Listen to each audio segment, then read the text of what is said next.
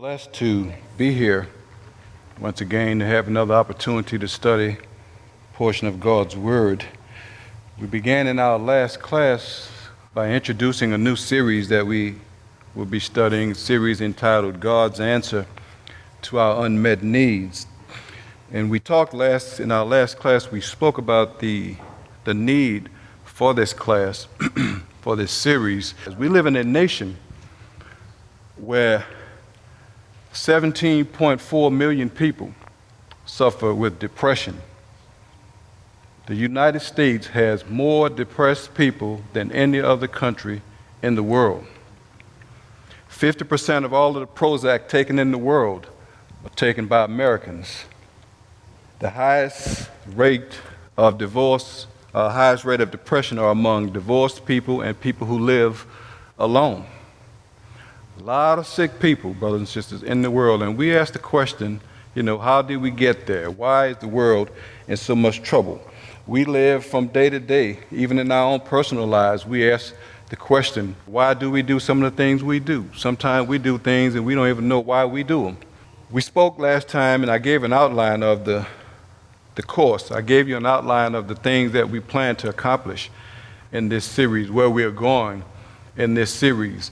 And the end of all of the things that we're going to talk about in this series is going to culminate with the fact that God has supplied an answer to all of our unmet needs. Matter of fact, this book, y'all, is relevant today. A lot of people look at this book and they think that it's an old book, that it's just outdated, it doesn't really have anything for today's person. But this book is as fresh as this morning's newspaper. This book is relevant to the things that we go through today. How do I know that?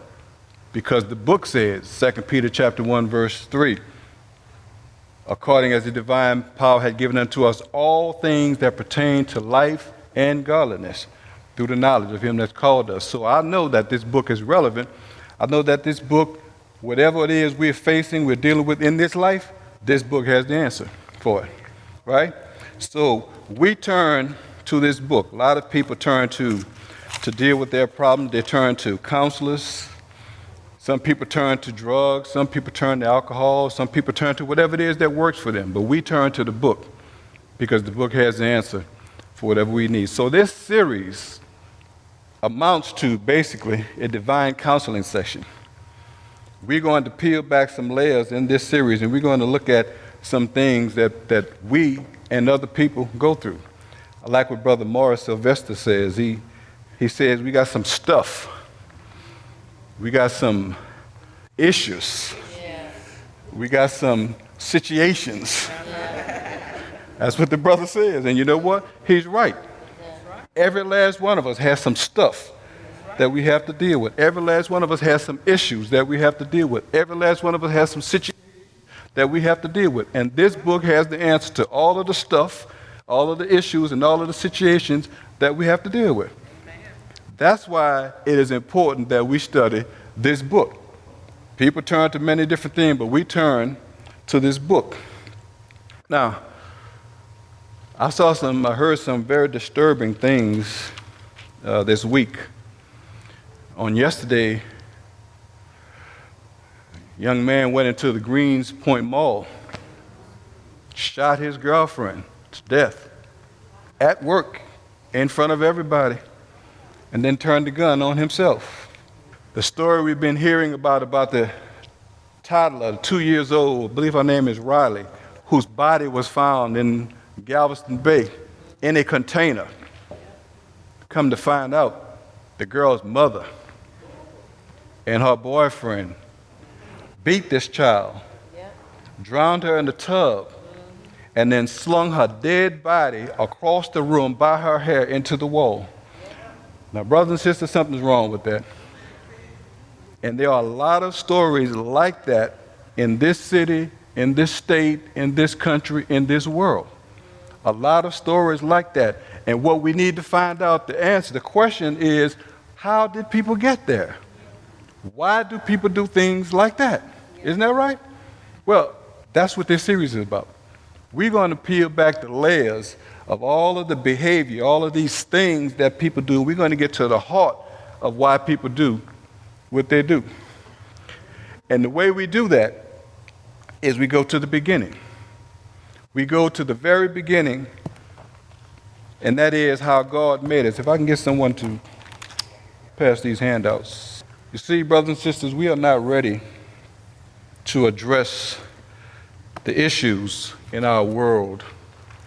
We're not ready to address the issues in our country. We are not ready to address the issues in our community. We're not ready to address the issues in our lives until we first have an understanding of how God made us. Because an understanding of how God made us will shed some light on why people do the things that they do.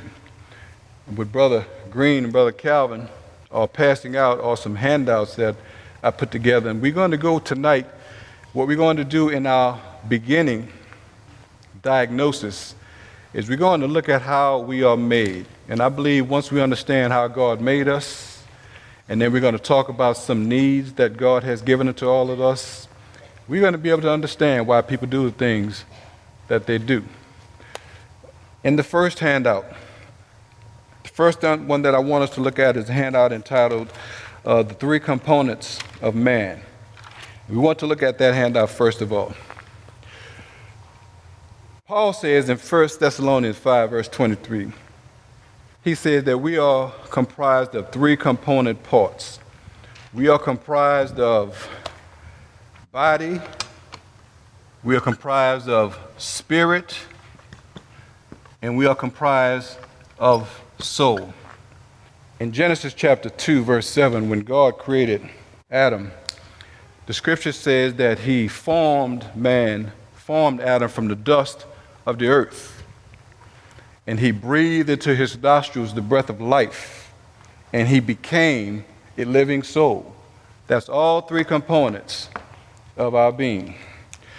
The body, from the Greek word soma, which means tent, it means a tabernacle. It's the house that our spirit and our soul lives in. It's this frame that we have. Because we have a body, we are physical beings. And let me just say this while I'm passing through here. Part of the problem in the world today is that we put too much emphasis on the body. Everything you look at today is geared towards the body. I was flipping through the channels, I believe it was yesterday or the day before yesterday, and divorce court was on, and it was a couple, a husband and wife, who were divorcing, and the husband issue was that the wife spends entirely too much money on the child, on their son. She says that she spends $500 to $700 for clothes for a toddler. I mean, he'll outgrow them in, a couple of months. The judge asked this lady, how much time, how much money have you invested in extracurricular activities for the child? Basketball and baseball, things that would develop the child's mind, because all of her emphasis was on his physical body. And the judge said, you putting all of this time and effort on the physical, but you're neglecting the other parts, all right? We also spirit, from the Greek word pneuma. It means breath, it means wind. It's that life principle within us that causes us to live, but not only that, it's that part of us that has the connection with God. So not only are we physical beings, but we are spiritual beings. Isn't that right? And let me say this about that while I'm passing through here. All of us were created with a void inside of us that only a relationship with our Creator can fill. Material things won't fill this void. Some people try to fill that void with education. Some try to fill it with success, with wealth, with all kinds of things, but they never are satisfied. Why? Because that's not the need. The only way this need can be met is with the right relationship with our Creator. That's what the book of Ecclesiastes is all about. Solomon wrote the book of Ecclesiastes to demonstrate the fact he went through all of these things trying to find happiness. And it wasn't until he concluded that the only thing that's going to satisfy this part of me is to fear God, to keep his commandment, to have that right relationship with my Creator. But not only are we body, physical, spirit, spiritual, but we are also soul. And it's from the Greek word psyche, where we get our English word psyche or psychology from. It's the study of the mind, it's the study of human behavior. So not only are we physical beings and spiritual beings, but we're also psychological beings. Now, what does this have to do with our series? What does this have to do with our needs and our needs not being met? Well, my arm itch, okay? And man, my arm sure does itch, you know? Am I satisfying that itch, my arm? What's wrong? I'm scratching. What do you do when you itch? You scratch, right? I'm scratching. What's the problem? Why my arm still itching? Huh? I'm scratching the wrong part, right? Well, some of our needs are physical. Some of our needs are spiritual. And you can't satisfy a spiritual itch with a physical means. You can't satisfy a psychological itch with a physical means. And that's what most people are doing. Most people trying to satisfy an itch that they have psychologically, an itch that they have spiritually with material things, and it does not work. You see? But it's important to understand this because these are the three areas that our needs fall into. And once we understand that there are three separate needs, and those needs are to be met in different ways, then we'll understand better what's going on in the world. Now, the next handout that I gave you, to expand upon that idea of the psyche, our psychological needs, the handout for a heart. You have that one? Yeah, flip it over on the other side. The heart of man. You see, as I said, in reference to our psychological need, where we get our English word psychology, it's the study of the heart. And when I talk about the heart, I'm not talking about the blood pump. I'm talking about up here. This is the heart that the Bible talks about. The heart is that control center of man that governs his intellect, his emotion, his will, and his conscience. With the intellect, we have the ability to know. We have the ability to reason, the ability to think. All of these are faculties, our memory, all of these are faculties of the intellect. And I don't have time really to go into too much detail. That's why I gave these handouts, because you can read those and you can get more insight on that. But the intellect is the mind's power to know. The emotions are the mind's power to feel. But here's the key. Your emotions are triggered by what you think. Have you ever thought about what someone did to you? You know, you sitting there, you thinking about something somebody did to you, and what's the emotion that comes up? Anger, or bitterness, or some negative emotion, or even a good emotion, love, or, you see? It's triggered by what you think. That's why the Bible says, guard your heart, for out of it are the issues of life. When you think things, it triggers emotions, and then your emotions trigger your actions. Now, the will is the mind's power to do, and it's the king of the heart, because you can think something, you can feel something, but until you decide to do something, nothing will get done. You can teach someone the gospel. They can hear it, believe it, know they need to obey it, but if they do not exercise their will and do something, what they know and believe doesn't matter. Then the heart controls the conscience. The conscience is the mind's power to approve or disapprove our actions. Have you ever done something and felt bad about it? You know, something to someone, or did or said something, you just felt bad about it because you knew it was wrong. And your conscience convicted you of that, right? Then on the other hand, you have people who do things like what I talked about a little while ago and feel nothing about it. What's wrong with that? Do they not have a conscience? What's wrong with their conscience? Do they not have a conscience or what? Well, what's wrong with it? It's what the Bible calls having their conscience seared with a hot iron. In other words, their conscience has been desensitized.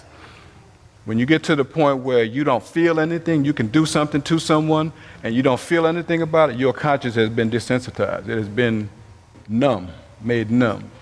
All right?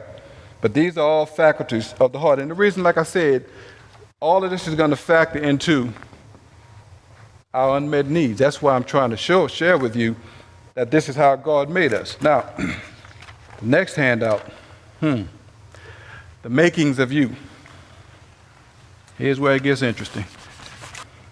Not only are we body, soul, and spirit, not only does our heart regulate our intellect, our emotions, our will, and our conscience, but we also have a temperament. Anyone in here know anything about the temperament? Temperament is defined as a combination of inborn traits that subconsciously affect all of our behavior.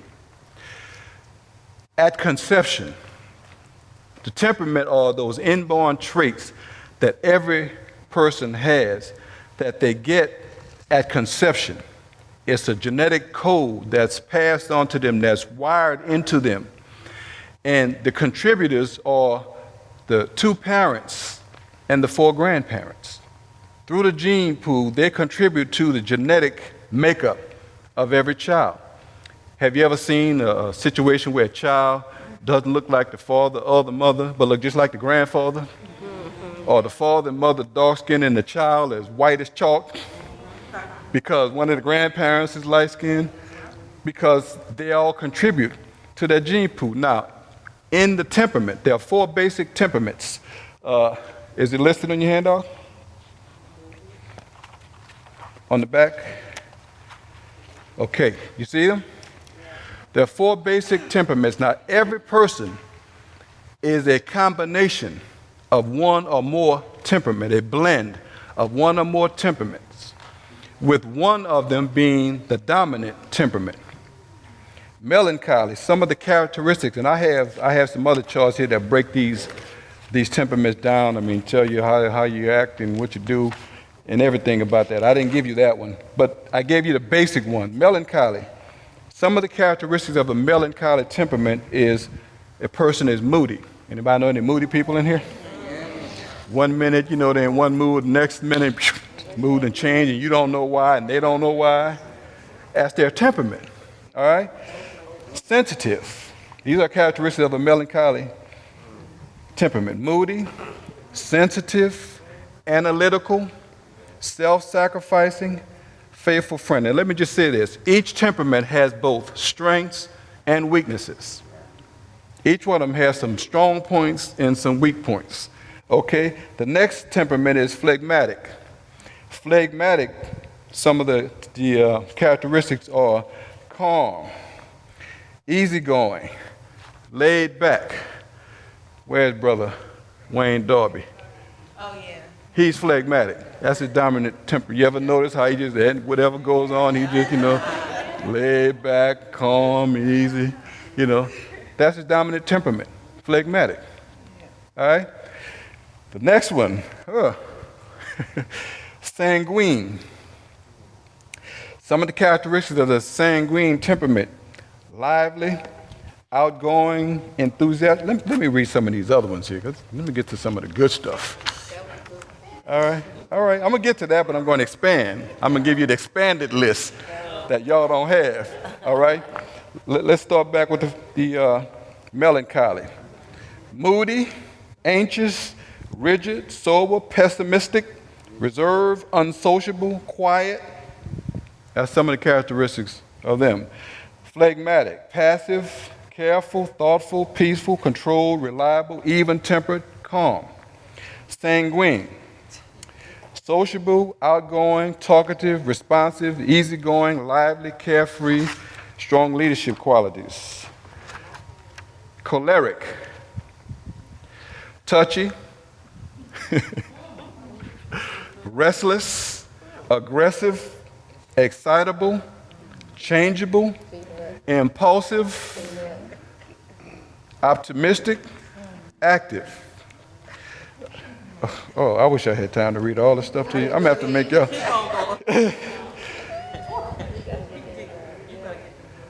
Because I have a list here that talks about the strengths and weaknesses of each one of these. And I'm going to have to make y'all a copy of this one. But here is the point. Two of them are what's called introverts, and two of them are called extroverts. Extroverts mean, outgoing, and introvert mean quiet. And well, the phlegmatic and the melancholy are introverts, and the sanguine and the choleric are extroverts. FYI, my dominant temperament is melancholy. And you would have to ask my wife to really understand, because y'all don't know. Y'all just see one thing, but y'all just don't know. My moods change just like that. And I can't help it. It's not my fault. It's my grandparents' fault. I didn't do it. I was wired that way. All right? Now, but here's the point. That's the way everybody is. We are wired that way. And we don't all have just one. We have a combination, because I have combinations of some of these others too. But one is the dominant temperament. All right? Then, the next thing after temperament is character. Back to your handout. Your character is the real you.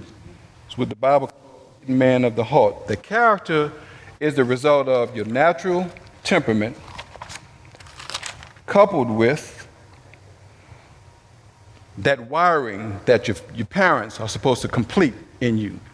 Your value system, your education, your experiences, all of these things contribute to the makeup of your character. You ever wonder why I was at the movie one day last week and had some little kids were there. They just kept on passing by, and none of them said, excuse me, or nothing like that. And, And I thought to myself, I'm like, these little rascals, they don't have no home training, because I was trained that if you do something like you say, excuse me, pardon me, something. But they just kept on zipping by there, and then they're talking all through the movie. I had to tell them, hey, y'all need to hush up all that noise.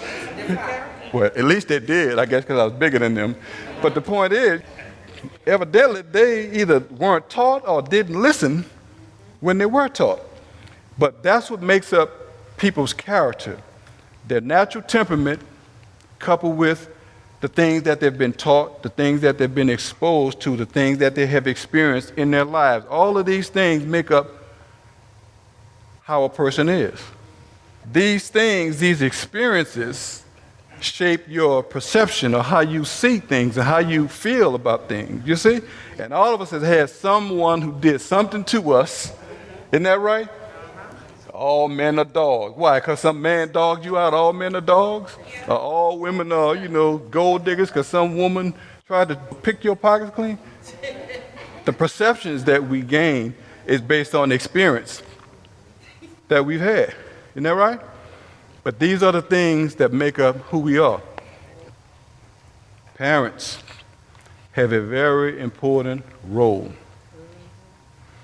The parent's role is to complete the wiring that God starts. And when we get next week into the basic needs, I'm going to show you what these needs are that the parents are supposed to complete.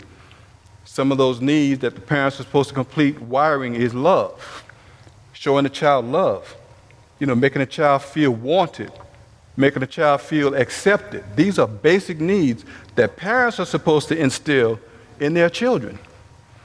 But when the parents do not do that, and the child grows up feeling unloved, unwanted, unaccepted, unworthy, then they try to find these things in the wrong places.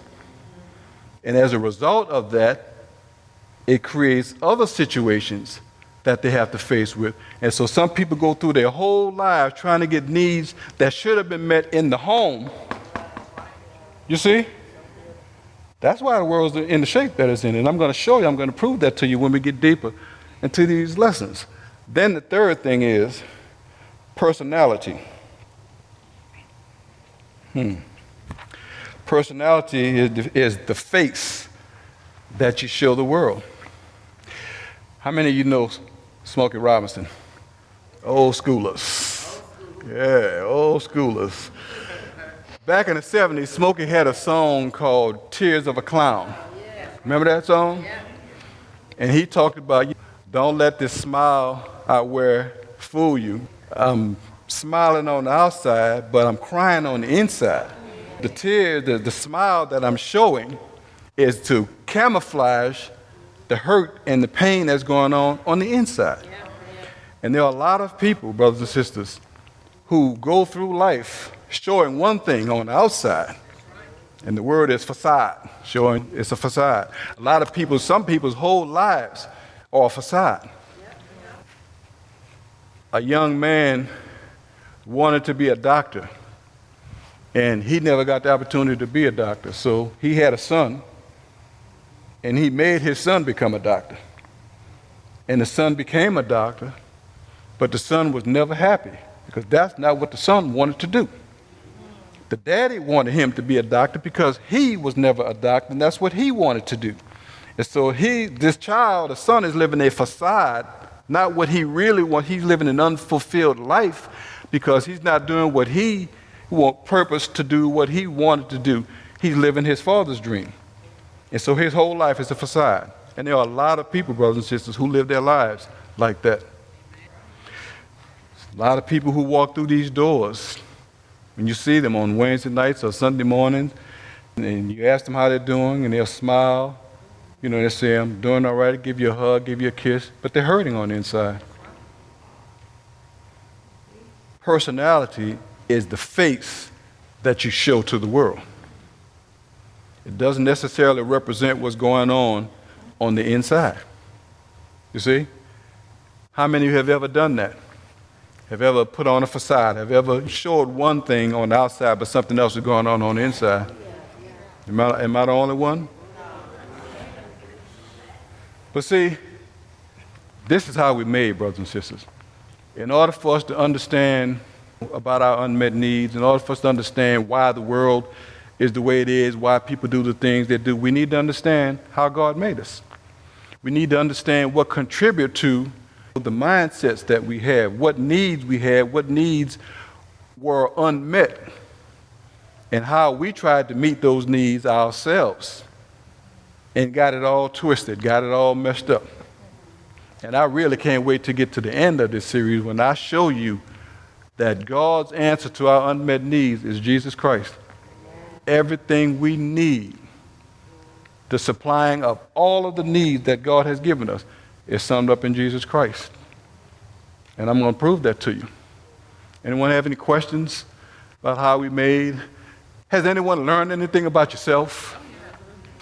I'm going to make y'all some more handouts about some more details about these temperaments, because this is really some fascinating stuff. Okay, my question was, Scripture says let your yes be your yes and no be your no, right? Mm-hmm.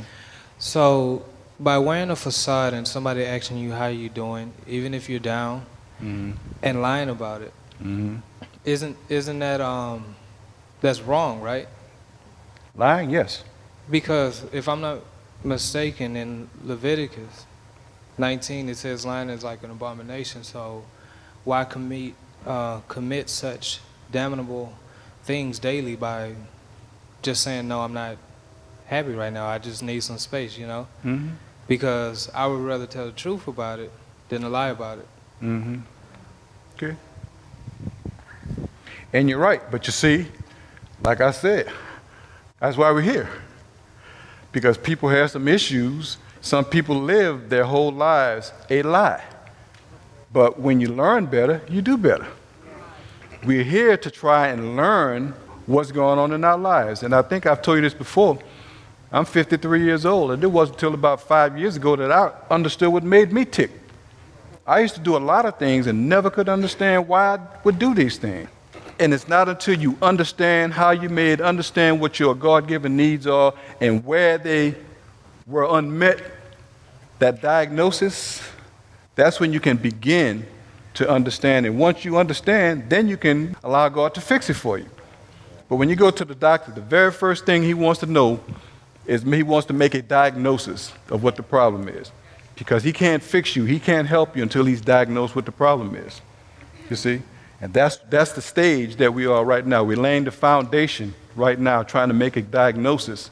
And the beginning steps of that diagnosis is to understand how we made. Yeah, there are issues with all of that, but we're going to fix it. Go ahead, sis. Thank you. All right. Sometimes we have to examine before we can diagnose. Just like you say, you walk into a doctor's office, first thing he's going to ask you, what brings you here? But on the other hand, you know what the problem, but you want him to help you figure out the problem.